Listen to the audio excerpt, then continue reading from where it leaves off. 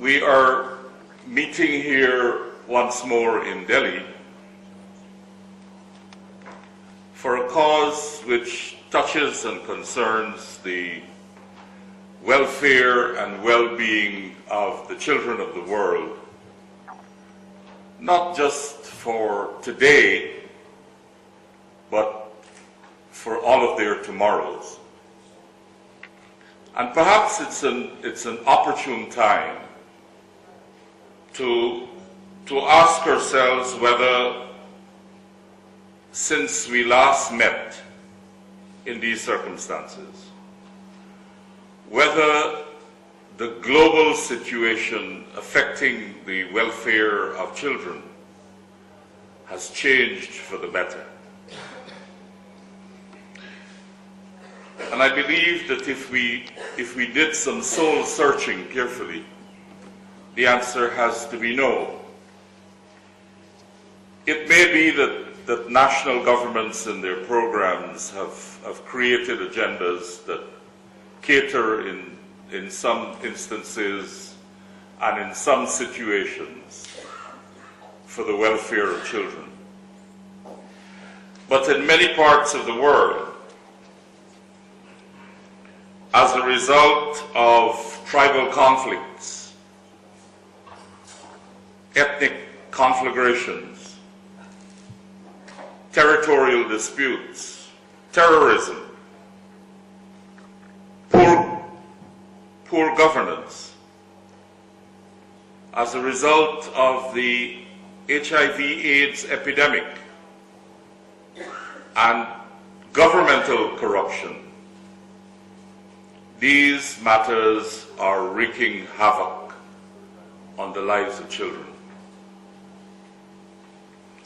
So we find regions of the world where children are forced to live in refugee camps, displaced from their homes for prolonged periods, and in many cases never ever see their homes again. They live in these circumstances without adequate food, without clean and safe drinking water, and without proper sanitation facilities.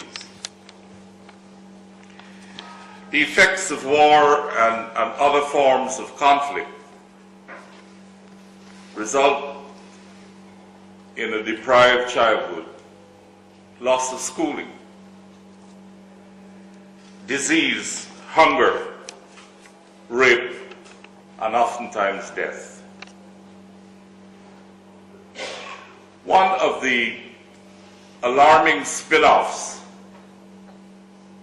of armed conflicts in the world is the emergence of child soldiers. And recently I have been reading considerably about this phenomenon of young boys and girls who are being recruited for military service in paramilitary organizations and other armed units.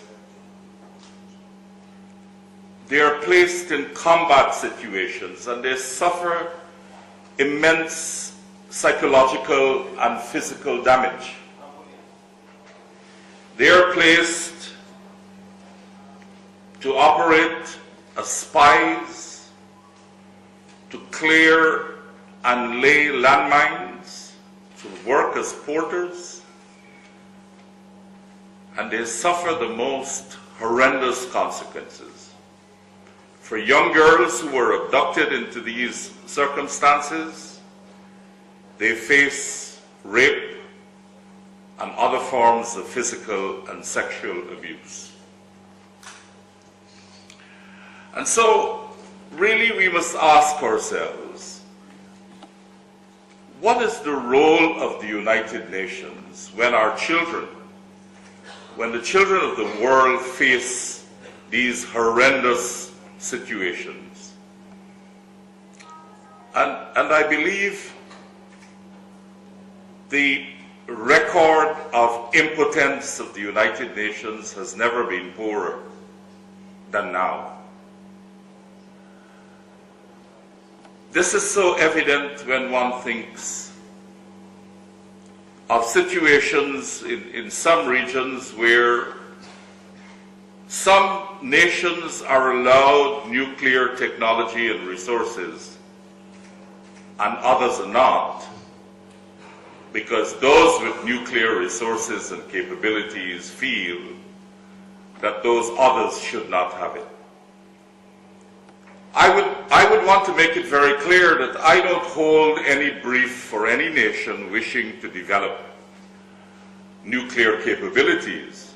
My cause is not to advocate the entitlement of any state to develop nuclear capabilities, but it is my very firm view that there should be standards which are uniform and are made applicable to all nations of the world. It's in this context that we meet, and we are going to be in Lucknow deliberating for a cause that I believe is worthy.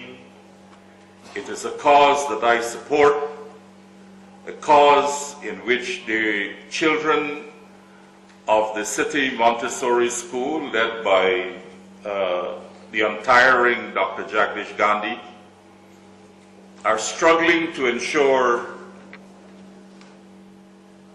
that there emerges a new world order and an enforceable international law.